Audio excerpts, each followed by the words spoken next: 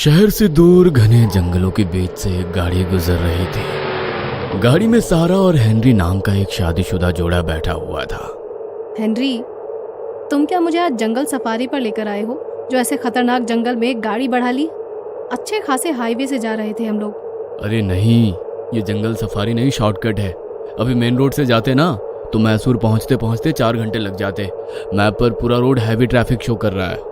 सारा अपने चारों ओर फैले जंगल को देख थोड़ी घबराई हुई थी। वही हेनरी तेज स्पीड में गाड़ी भगाकर जल्दी से जल्दी ये जंगल पार कर लेना चाहता था। अचानक उनकी गाड़ी हिचकोले खाने लगती है और देखते ही देखते बंद पड़ जाती है। हेनरी, ये क्या हो रहा है हमारी गाड़ी को? प्लीज ये मत कहना कि गाड़ी खराब हो गई है। गाड़ी में पेट्रोल तो है ना? ऑफ कोर्स सारा, पेट्रोल फुल है, लेकिन मुझे भी समझ में नहीं आ रहा कि गाड़ी को अचानक से हुआ क्या है। प्लीज अब तुम गाड़ी से बाहर मत निकलना।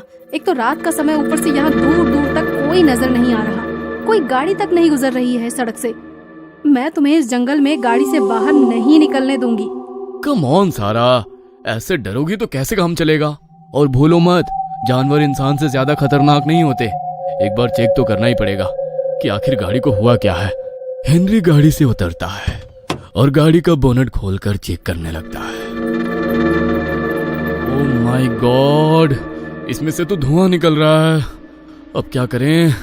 मुझे नहीं लग रहा कि अब ये गाड़ी चलने वाली है। देखो, इतनी रात को इस जंगल में मुझे पहले ही डर लग रहा है। जंगली जानवरों की आवाज सुनाई दे रही है तुम्हें? अगर उन्हें पता लग गया ना इस घने जंगल में हमारे जैसे 2 शिकार घूम रहे हैं, तो वो डिनर करने के लिए इधर ही आ जाएंगे। तुम चुपचाप आकर गाड़ी में बैठो। हम गाड़ी के अंदर बैठकर ही मदद मिलने तक इंतजार करेंगे। कुछ देर गाड़ी में बैठने के बाद हेनरी, बंद गाड़ी के अंदर बहुत सफोकेशन हो रही है, क्या करें? देखो, यहाँ सड़क बनी हुई है, इसका मतलब गाड़ियाँ यहाँ से गुजरती जरूर होंगी। हो सकता है आसपास कोई होटल या सराय भी हो। चलो एक बार हिम्मत करके रात बिताने के लिए कोई मदद मांगते हैं। यहाँ गाड़ी में बैठना सेफ नहीं है। घबराते हुए सारा और हेनरी जंगल में थोड़ा आगे बढ़ने लगते हैं। वो देखो, उधर से लाइट दिखाई दे रही है, जरूर वहाँ कोई कॉटेज होगा। चलो, उधर हमें हेल्प जरूर मिलेगी। रोशनी की डायरेक्शन में आगे बढ़ते हुए सारा और हेनरी एक पुरानी सी हवेली के सामने पहुंच जाते हैं। हेनरी, इतने घने जंगल के बीच में ये हवेली किसकी होगी? कौन रहता होगा यहाँ? अरे यार, किसी की तो होगी ही ना। होगा कोई जिसे शहर से दूर शांति में रहना पसंद हो। तुम छोड़ो ना ये सब। हेनरी उस बड़ी सी हवेली का दरवाजा खटखटाता है।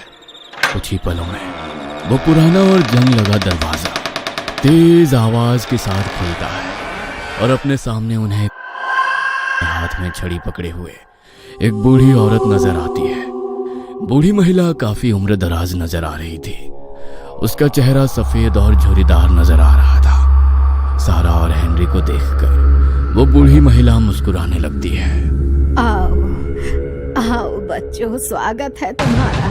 साधारण से सुनाई देने वाले ये शब्द उस बुढ़िया के मुंह से सुनकर ना जाने क्यों सारा को कुछ अजीब सा महसूस हुआ। अब हम लोग यहीं जंगल वाली सड़क से गुजर रहे थे, अचानक हमारी मुझे पता है तुम्हारी गाड़ी खराब हो गई है। तुम्हें रात बिताने के लिए जगह चाहिए, इसीलिए मेरे बंगले में चले आए, यही ना? अरे भाई, ऐसे आंखें फाड़कर हैरानी से क्या देख रहे हो? अब इस सुनसान जंगल में पिकनिक मनाने तो कोई आता नहीं। गाड़ी ही खराब हुई होगी, इसीलिए आए होंगे। चलो अब ज्यादा सोचो मत, आओ मेरे साथ। बूढ़ी उन्हें लेकर बड़े से बंगले के गलियारे से गुजरने लगती है। हेनरी, तुम्हें ये सब कुछ अजीब नहीं लग रहा? इस सुनसान जंगल में अचानक से हमें ये बंगला मिल गया, और फिर इन्होंने हमें बिना कुछ भी पूछे अपने घर में रुकने की परमिशन भी दे दी। सारा, तुम क्यों सब कुछ कॉम्प्लिकेटेड करने पर तुली हुई हो? अरे आज रात की बात है, माना कि ये थोड़ी अजीब है, लेकिन अब घने जंगल के बीच में 5 स्टार होटल की फैसिलिटी तो नहीं मिलेगी ना। इस बंगले में रहेंगे तो कम से कम जंगली जानवरों का खतरा तो नहीं रहेगा। अब आपका बंगला तो बहुत बड़ा है और बहुत पुराना भी नजर आता है। इतने बड़े बंगले में आप अकेली रहती हैं? आपकी फैमिली में और कौन कौन है? अकेली? अकेली नहीं हूँ मैं। थोड़ी देर में पता चल जाएगा तुम्हें कि यहाँ और कौन कौन रहता है। इतनी भी क्या जल्दी है। आप हमें हमारा रूम दिखा दीजिए प्लीज। काफी रात हो गई है और सुबह हमें जल्दी ही निकलना होगा। हाँ हाँ, क्यों नहीं। ये लो, यही है तुम्हारा कमरा। कमरे में पहुंचकर सारा और हेनरी की थोड़ी सांस में सांस आ गई थी। जल्दी से सो जाते हैं, सुबह जल्दी उठकर यहाँ से बाहर निकलते हैं। मुझे ये जगह कुछ ठीक नहीं लग रही। ये बुढ़ी कुछ ज्यादा ही मिस्टीरियस नहीं लगी तुम्हें? बात कम करती है और डराती ज्यादा है। अरे छोड़ो ना उनको, तुम चेक करो तुम्हारे मोबाइल में नेटवर्क आया क्या। पता नहीं ऐसा क्या है यहाँ कि मोबाइल में नेटवर्क ही नहीं है। पता नहीं क्या हो रहा है हमारे साथ। हेनरी और सारा अपने कमरे में लेट जाते हैं। कुछ ही देर में वे लोग गहरी नींद में पहुंच गए थे। पता नहीं ये रात कौन सा पहर था। सारा गहरी नींद में थी। नींद में ही उसने महसूस किया कि जैसे उसे 3 लोगों ने घेर रखा है और वे कुछ अजीबोगरीब से मंत्र पढ़कर उसके ऊपर कुछ छिड़क रहे हैं। सारा घबरा कर उठ बैठती है तो खुद को एक अनजान से कमरे में पाती है। हेनरी, कहाँ हो तुम? ये तो वो कमरा नहीं है जहाँ हम सोए थे। ये मैं कहाँ आ गई हेनरी? प्लीज हेनरी, जल्दी आओ, मुझे बहुत अजीब सी फीलिंग्स आ रही है। हेनरी। सारा कमरे में दौड़ते हुए बाहर निकलने के लिए दरवाजा ढूंढ रही थी। सारा जिस कमरे में फंसी हुई थी वहां दीवार में हर तरफ दरवाजे ही दरवाजे लगे थे, लेकिन जैसे ही वो उन दरवाजों को खोलती सामने एक दीवार दिखाई देती। किसी दरवाजे से निकलकर वो वापस पहले वाले दरवाजे के सामने आ जाती। जैसे उस कमरे में बाहर निकलने का कोई रास्ता ही नहीं, मानो कमरा नहीं एक भूल भुलैया था वो। सारा एक दरवाजे से निकलती, इधर उधर दौड़ती और फिर वापस उसी जगह पहुंच जाती। सारा का डर से हाल बेहाल हो रहा था। अचानक ही उसे कमरे से किसी के रोने की आवाज सुनाई देने लगती है। कौन है वहाँ? मैं पूछती हूँ, कौन है? कौन रो रहा है यहाँ पर? सामने आओ। सारा के इतना कहते ही रोने की आवाज और तेज हो जाती है। कौन हो तुम? मुझे दिखाई क्यों नहीं देती? कुछ तो है यहाँ। मैंने कहा था हेनरी से मुझे ये घर कुछ ठीक नहीं लग रहा, लेकिन हेनरी ने मेरी बात नहीं मानी। पता नहीं वो किस हाल में होगा। हेनरी, तुम कहाँ हो हेनरी? सारा कमरे से बाहर निकलने का रास्ता ढूंढ रही थी, तभी उसे दीवार पर एक आकृति दिखाई देती है। सारा उसे छू कर देखती है तो वो उसे कुछ अजीब सा लगता है। सारा उस आकृति को घुमा कर देखती है। अचानक ही कमरे के फर्श से नीचे बेसमेंट में जाने का रास्ता बन जाता है। सारा घबराते हुए उस बेसमेंट में पहुंच जाती है, लेकिन बेसमेंट में पहुंचने पर उसकी सांस थम जाती है। ये बेसमेंट बड़ा ही डरावना नजर आता था। उसमें जगह जगह भयानक गुड़ियां लटकी हुई थी। कहने को तो ये निर्जीव गुड़ियां थी, लेकिन उन गुड़ियों के चेहरे इतने सजीव थे, लगता था अभी बोल पड़ेंगी। छत से लटकी उन सैकड़ों काली गुड़ियों को देखकर सारा के बदन में कुछ झुरझुरी सी दौड़ने लगी थी। उन सभी गुड़ियों का चेहरा एक ही जैसा था और उन पर खून के छींटे लगे हुए थे। किसी किसी गुड़िया से अभी भी खून टपक रहा था, जिसे देखकर सारा की चीख निकल जाती है। सारा मोबाइल के टॉर्च की रोशनी में बेसमेंट में आगे बढ़ रही थी। तभी एक तस्वीर देखकर उसके दिल की धड़कनें और तेज हो जाती है। यह तस्वीर किसी खूबसूरत लड़की की थी। उस तस्वीर पर नीचे सुंदर लिखावट में एक नाम लिखा था, मारिया। वह पेंटिंग देखकर सारा की आंखें हैरत से खुली रह गई थी, क्योंकि बेसमेंट में जितनी भी डॉल लटकी हुई थी उन सभी के चेहरे हूबहू मारिया जैसे ही थे। सारा के रोंगटे खड़े करने के लिए इतना ही काफी था। अचानक मारिया की तस्वीर में उसे कुछ अजीब महसूस होता है, जैसे मारिया अचानक उसे घूरने लगी हो। सारा उस तस्वीर को देखकर उसके करीब जाती है और तस्वीर को छू कर देखती है।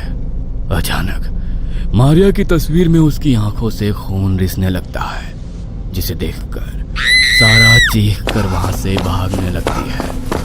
सारा का पैर किसी भारी चीज से टकराता है और वह जमीन पर गिर पड़ती है। तभी उसके ठीक सामने लटकी हुई डॉल अपनी आंखें खोल लेती है और एक डरावनी मुस्कान लिए उसकी ओर देखने लगती है।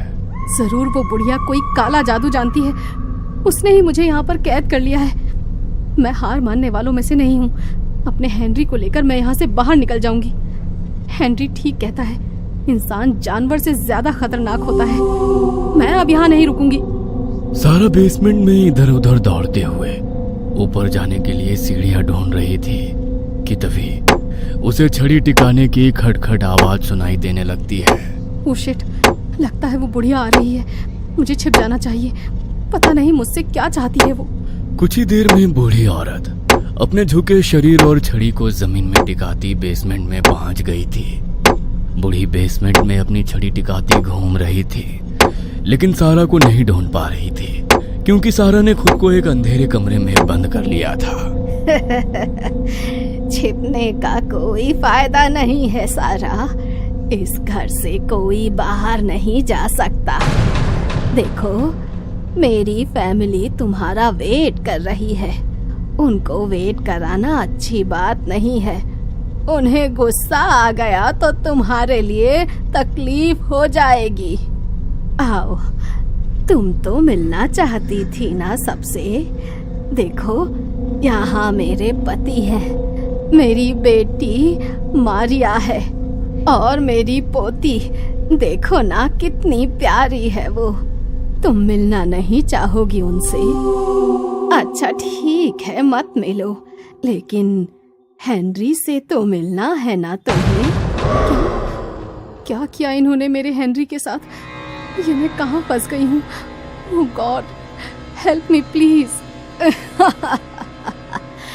अच्छा, तो हाइड एंड सीक खेलना चाहती हो मेरे साथ? मारिया को भी बहुत पसंद है ये गेम, बस उसे गुस्सा थोड़ा ज्यादा आता है। हाइड एंड सीक में वो जिसे पकड़ लेती है उसको तड़पा तड़पा कर मारती है। ठीक है, हम सब मिलकर ढूंढते हैं तुम्हें। जो तुम्हें ढूंढेगा उसको ही तुम्हारा शिकार करने का मौका मिलेगा। वो डॉल देखी ना तुमने? वो सब कभी इस हवेली में गेस्ट बनकर आए थे। मैंने समझाया भी था कि यहाँ से वापस जाना संभव नहीं, लेकिन उन्हें भी तुम्हारी तरह हाइड एंड सीक खेलने का शौक था। मारे गए सबके सब। सारा को उस अंधेरे कमरे से बूढ़ी की सभी बातें साफ साफ सुनाई दे रही थी। तभी उसे अपने पीछे किसी के होने का एहसास होता है। सारा पीछे मुड़कर देखती है, लेकिन वहां कोई नहीं था। अगले ही पल सारा को कमरे में एक काला साया नजर आता है, जिसकी सफेद आंखें उस अंधेरे कमरे में चमकती हुई इतनी डरावनी लग रही थी कि किसी का भी खून जमा दे। सारा अपने दोनों हाथों को अपने मुंह पर रखकर किसी तरह अपनी चीख को मुंह में ही दबा लेती है और घबराते हुए उस कमरे से निकलकर दौड़ते हुए एक दूसरे कमरे में पहुंचती है, जहां उसे कई सारे सड़े गले शव दिखाई देते हैं। उस कमरे से भयंकर दुर्गंध आ रही थी और अधगले शवों को कीड़े खा रहे थे। सभी शवों के आंखें और मुंह खुले हुए थे और सैकड़ों कीड़े उनके मुंह से कतार बनाकर बाहर की ओर आ रहे थे। यह नजारा देख सारा खुद पर काबू नहीं कर पाती है और उसे उल्टी हो जाती है। इतने सारे लोगों को मार चुकी है ये पागल बुढ़िया।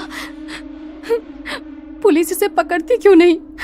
आखिर इसे चाहिए क्या? क्यों मार रही है मासूम लोगों को?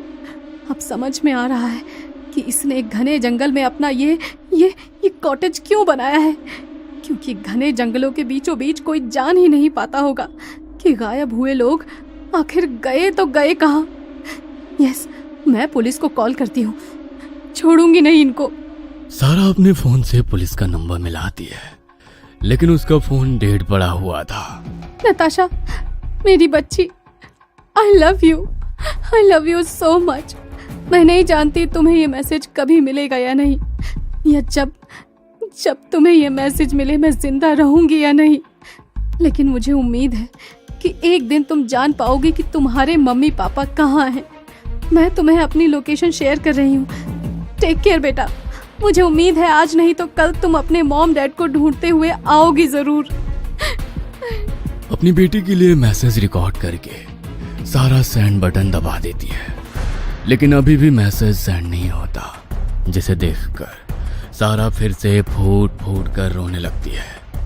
क्या सारा इस हाउस से निकल पाएगी? क्या नताशा को कभी पता चलेगा उसके माता पिता कहाँ हैं? क्या है इस घर की स्टोरी? जानने के लिए अगला भाग देखना ना भूलें।